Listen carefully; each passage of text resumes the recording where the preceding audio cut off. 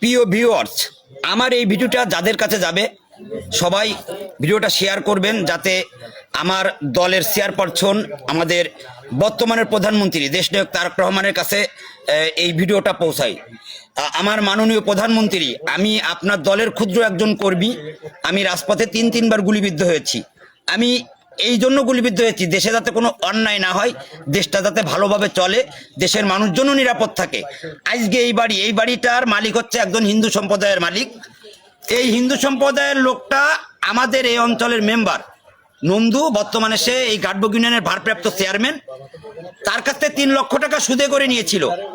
সে এই 3 লক্ষ টাকার বিনিময়ে এই বাড়ি সহ বিলের 5 বিঘে জমির একটা ঘের লিখে নিছে। এইভাবে কি আমাদের বাংলাদেশের থেকে হিন্দু সম্প্রদায়ের মানুষ নির্যাতন হবে, নাকি আমরা ইনাদেরকে আমাদের বুকের ভিতর আগলে রাখতে পারবো? এই প্রশ্নটা বাংলাদেশের প্রতিটা আগের দিন আমার আটে দেওয়া, আগের দিন করছে কেউ কুটো ফেলা টেলা চলো। আমি করছি কেন কল করতো। কলকে আপনি চাইছেন না, নন্দুর কাছে কল থান নাই না, আপনার বাড়ি এসে নন্দু কল করতেছে? ওই নন্দু মানে আমার 5 বিঘে জমি নিছে, আর ওই বিচে টুকু নিয়ে গেছে। কিভাবে নিছে? মানে দলিল করে নিয়ে গেছে। আমি নেওয়া করে জানি না, সেইভাবে এই ভিটে বাড়ি সহ বাড়ি সহ বাড়ির একটু ভিডিও করে নি, বাড়িটা একটু সুন্দর করে ভিডিও করে।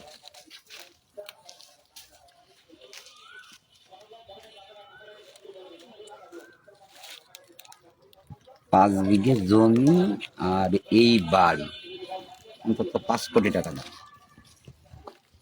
আচ্ছা সজিব মোল্লা, তুমি এই ব্যাপারে কি জানো একটু কবা? এনা তো বলছে তুমি সব জানো।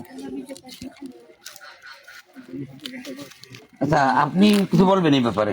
আপনি তো মনে হয় এই বাড়ির মানে হয় আমার স্বামী। কিছু বলবেন?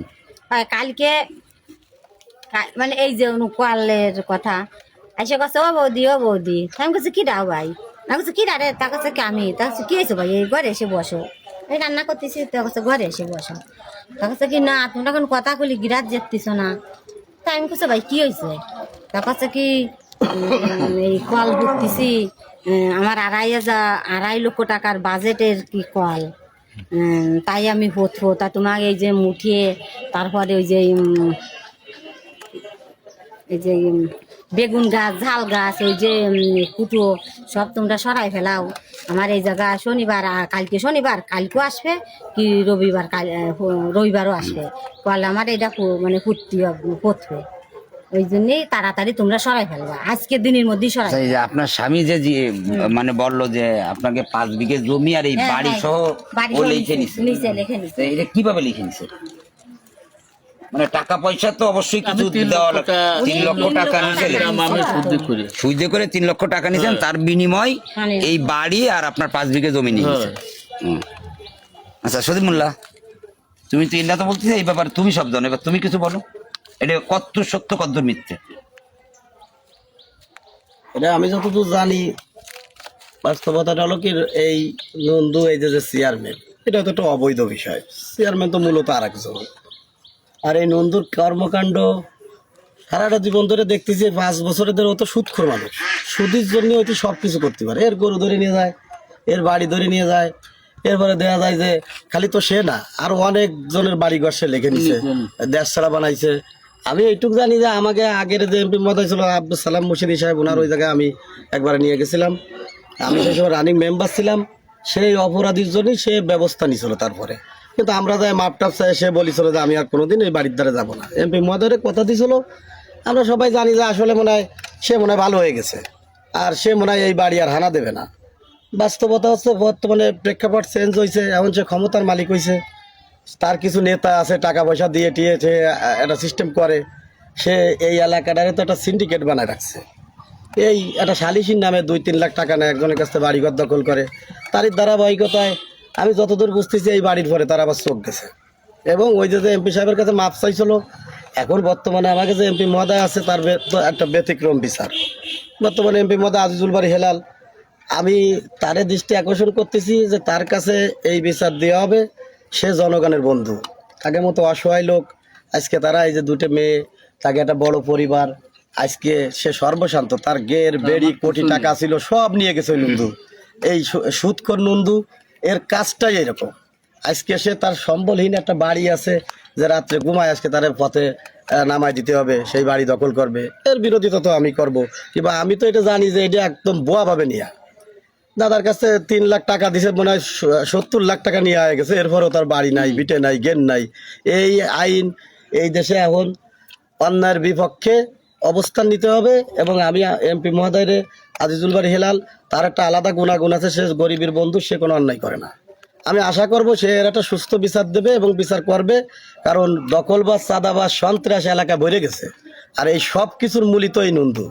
আজকে দুঃখের জ্বালায় একটা কথা, এই দুঃখের বিষয় আমার বলতে হয়, এই যে 46 যে মন্দির ভাঙ্গার যে গ্যাঞ্জামটা, আমি সেসব রানিং মেম্বার। এই চক্রান্ত করে এই বাড়ির উদ্দেশ্যে এই বাড়ি দখল করবে বিদায় ওই আক্রমণটা সে হাতে থেকে করেছে। বিভিন্ন ভিডিও দেখা যাচ্ছে সে বাঁশ কেটে কেটে দিচ্ছে, সে ভাঙতিছে বাড়োয়ে। আজকে ওই যে সব জায়গা সে হামলা করেছে সে নিজেই, তার লোকজন নিয়ে।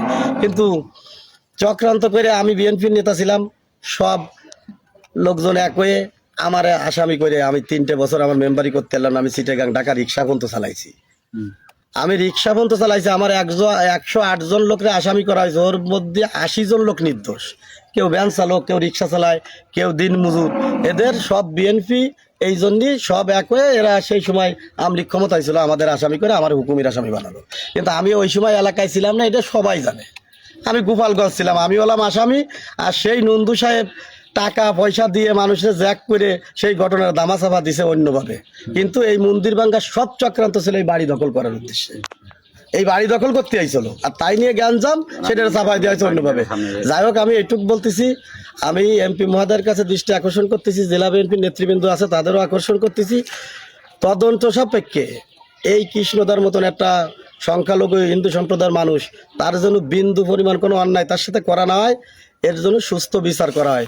এই বলে আমি আমার বক্তব্য শেষ করলাম। আগে এমপি মহোদয়ের কাছে এই বিচারটা দেওয়া হোক, আর তুমি এমপি মহোদয়ের কাছে যাও। নাগরিকের কাছে আমরা এই দেশে অন্যায় চাই না। এই দেশে হিন্দু, মুসলমান, বৌদ্ধ, খ্রিস্টান বলে কোনো কথা নাই।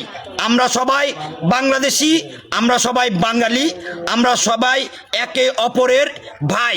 একে অপরের বিপদে যেন কাঁধে কাঁধ মিশে চলতে পারি, এই জন্য সবাইকে অন্যের বিপক্ষে কথা বলার জন্য অনুরোধ করছি। আজ এই পর্যন্ত, দেখা হবে অন্য কোনো দিন, অন্য কোনো ভিডিও।